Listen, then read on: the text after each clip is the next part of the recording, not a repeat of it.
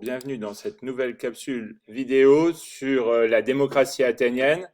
Athènes invente la démocratie et petit 3, devenir un citoyen athénien. 5 conditions donc pour devenir citoyen athénien. La première d'entre elles, c'est la condition d'hérédité, c'est-à-dire être enfant, fils de parents citoyens eux-mêmes. Deuxième condition, c'est la condition de légitimité, être reconnu par son père. Troisième condition, c'est avoir l'âge requis, une condition de maturité, être assez vieux pour devenir citoyen. Une condition sociale, c'est-à-dire être libre. Dans l'Antiquité, quand vous êtes prisonnier lors d'une bataille, vous perdez votre statut de citoyen et donc vous ne pouvez plus être euh, considéré comme un citoyen athénien. Enfin, une dernière condition, c'est une condition politique, c'est d'avoir fait son service militaire. Le citoyen athénien, c'est avoir des droits. Le premier d'entre eux, c'est de participer à la vie politique, c'est-à-dire aux réunions de l'Ecclésia.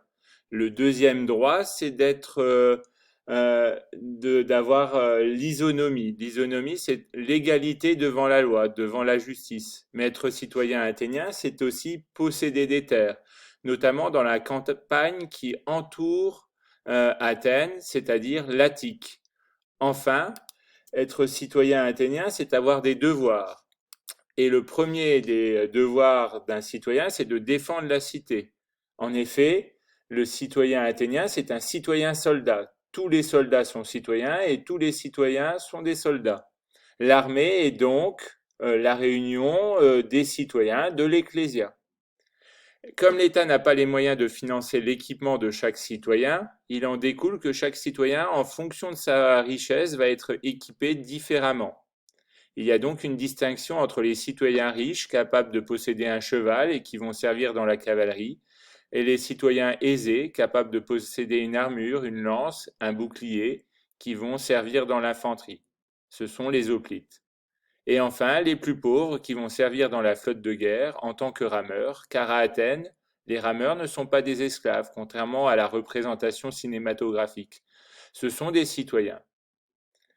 Enfin, il y a un second devoir, c'est de financer les dépenses de la cité, ce qu'on appelle les liturgies.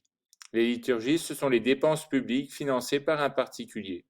Ce sont souvent les citoyens riches ou aisés qui vont accepter de financer ces liturgies, car financer un bateau de guerre ou financer une pièce de théâtre, la construction d'un bâtiment public, le citoyen obtiendra en contrepartie une inscription sur ce bâtiment ou sur ce navire ou dans l'agora, c'est-à-dire la place publique, pour signaler que c'est bien lui qui a permis la construction, le financement de cette dépense publique. Cela lui permettra donc de se faire connaître dans la perspective d'élection à la stratégie.